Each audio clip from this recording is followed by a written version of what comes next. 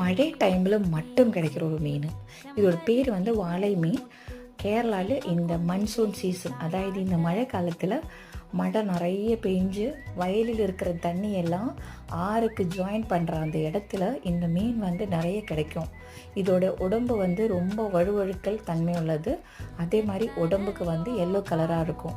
So இது clean பண்ணுறது ரொம்ப கஷ்டம்தான். நிறைய சாரம் போட்டு கல்லில் உரைச்சி தான் க்ளீன் பண்ணணும்.